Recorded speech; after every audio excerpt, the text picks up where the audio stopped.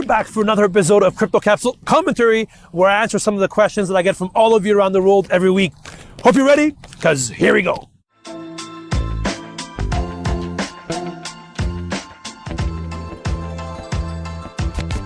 This episode is powered by Crypto.com. Tesla bought 1.5 billion worth of Bitcoin, so Crypto.com is giving all new users who buy $100 in Bitcoin the chance to win a new Tesla. Check out the link above for more details.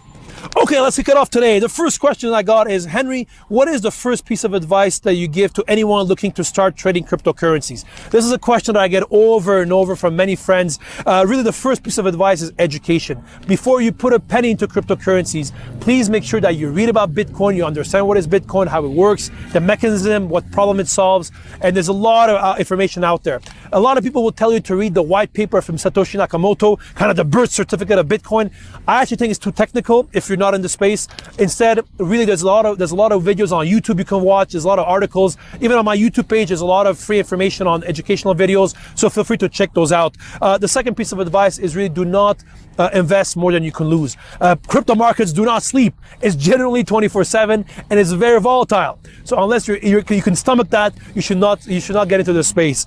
One fun thing, by the way, that I've been doing personally for the last couple of years that could be interesting for you is whenever it's somebody's birthday, it's Christmas, Valentine's Day, a baptism, Easter, whatever, instead of sending them a traditional gift, I've been giving them some Bitcoin.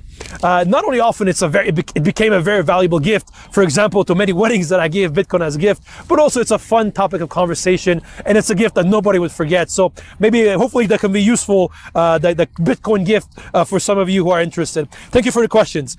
Okay, Henri, I recently started trading cryptocurrencies. How worried should I be about scams and fraud? Good question there. Like any industry, there are people building the future of finance, really trying to build the future of the industry, but at the same time, there are bad apples that are trying to make a quick buck of the situation. And it's the case in cryptocurrencies as well.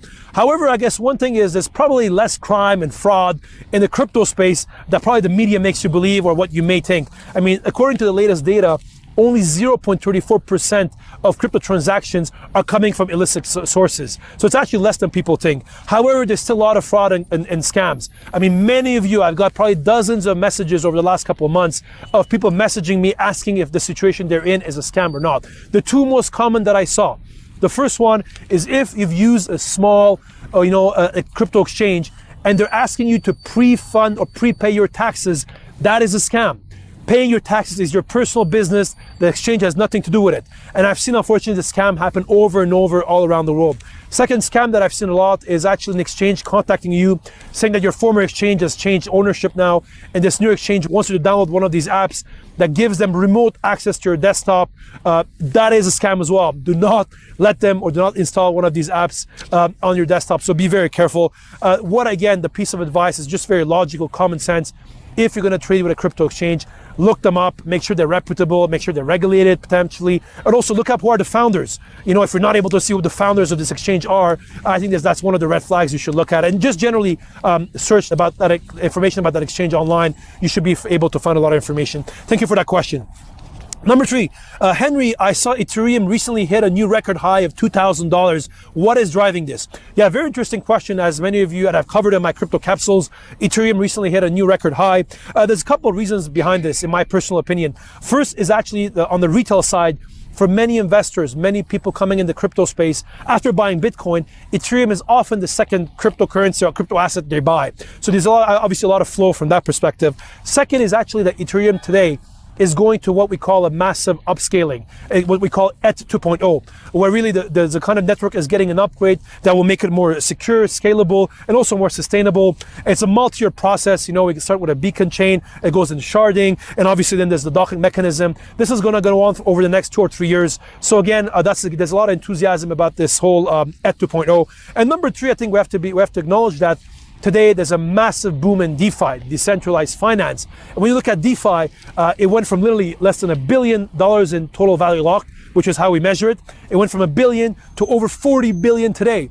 Same thing with stablecoins. We went from about $5 billion in stablecoins a year ago to over $45 billion today. So a majority of this activity is taking place right now on the Ethereum blockchain. So that's one of the reasons is we're seeing activity there as well. One thing that's interesting to note is at a time of filming, the fees on the Ethereum network are very high. If somebody wants to send a small amount of Ethereum, the fees don't even justify it right now because there's so much traffic on the network. It's going to be very interesting to watch if other blockchains use this as an opportunity to kind of take some of the market share of Ethereum. So definitely an area to watch. Thank you for your question. Last question. I've gotten dozens of questions about Dashcoin.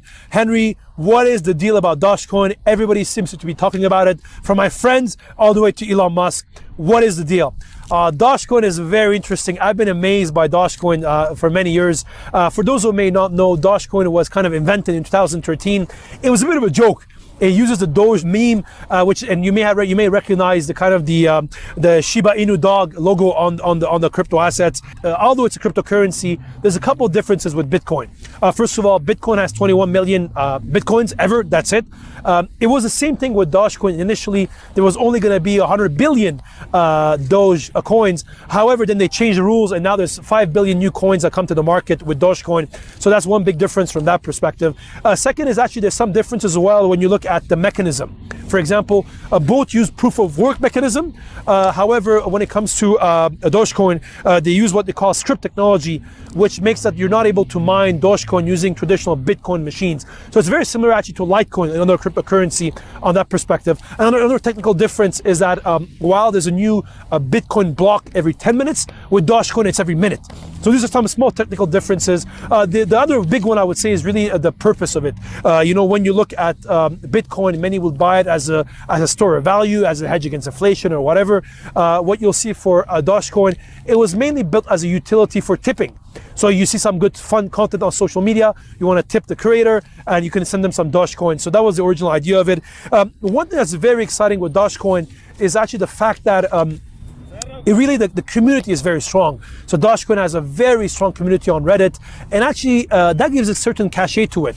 For example, over the recent years, the community came together, they funded some charity projects in Africa, they even put a Dashcoin logo on a NASCAR. So it's very interesting, and the question is, how do you value the power of a community in a network? So very interesting to watch. Again, I personally find it a bit funny. I do not hold any Dogecoin, but I just think it's quite an interesting phenomenon to watch from that perspective. Guys, hope this was useful. Again, if you have any questions you want me to answer, feel free to ask in the comments below. If it's something private, you can feel free to direct message me either on LinkedIn or Twitter. I know there's a lot of questions that I'm getting. I promise you, I will get to it eventually. So thank you very much once again for being with me. Again, stay tuned for another episode of Crypto Capsule Commentary.